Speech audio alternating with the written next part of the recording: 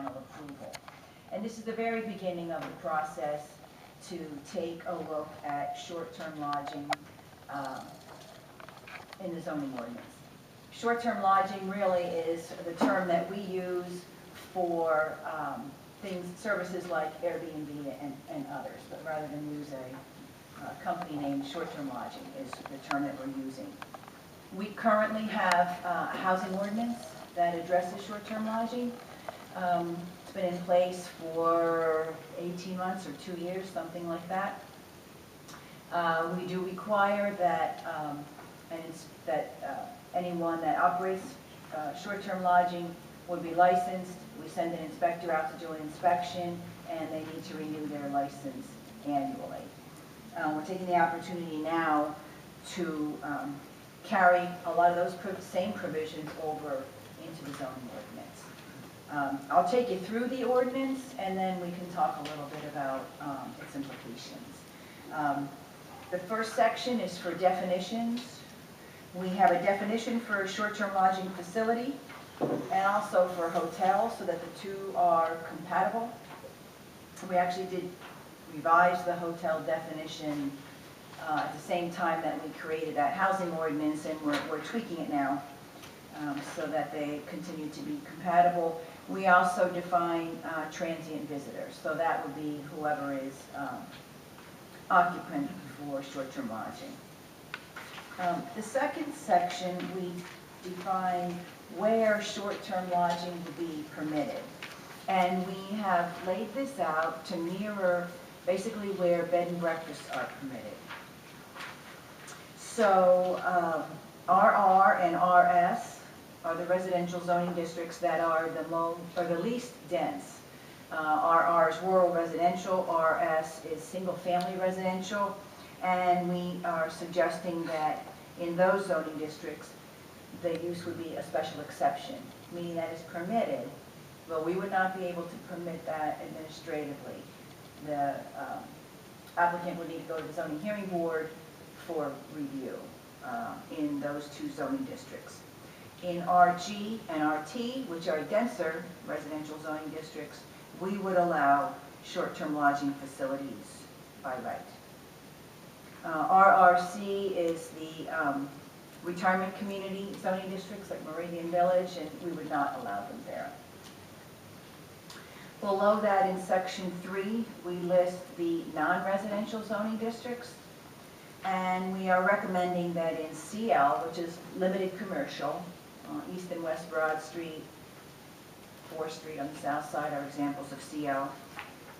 It would be a permitted use. In CB, which is the central business district, north and south side. IRR, which is the area surrounding Steel Sacks. And OMU, which is the Martin Tower site. We're suggesting in those zoning districts, short-term lodging would be permitted. And those are the non-residential zoning districts that allow residential uses to a greater density. Section 4, we talk about parking. And currently, for any dwelling unit, we require 2 off-street parking spaces. And we would suggest that if someone is renting out 1 bedroom for short-term lodging, that the 2 parking spaces would be sufficient.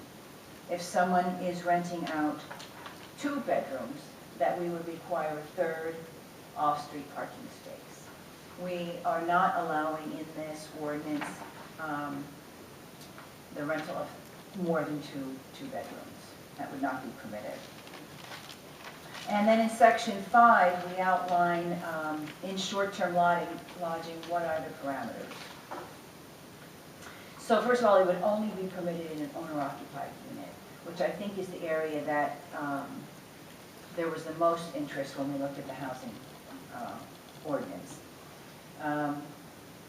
For a unit that's not occupied by the owner, we would not allow short-term lodging at all. It's not permitted here, and it's not permitted in the housing ordinance. If your parcel includes is more than 1 acre, we would allow one of those bedrooms or one of those units to be in an accessory unit. If the lot size is smaller than an acre, they would need to be included in the main building. The item number 2 is again that no more than 2 rooms can be offered for rent. Number 3 is that no exterior alterations can occur that would allow anyone from, the public to think that it's anything other than a residential unit. Has to comply with all the requirements for health safety, building safety, fire code. And then in number 5, we specify that it can't be used for any, you can't rent out through short-term lodging for any other use, not for meetings, not as a wedding venue, not as any other use. And then we refer generally to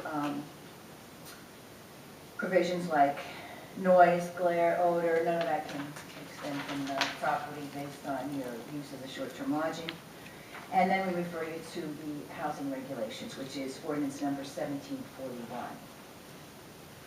So generally speaking, what the ordinance is, what we're really trying to say is that if the unit is owner-occupied and you can meet these parameters, short-term lodging would be permitted.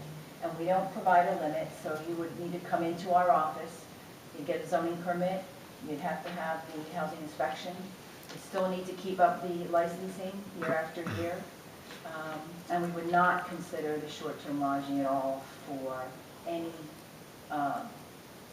unoccupied, no landlord type scenario for short-term lodging.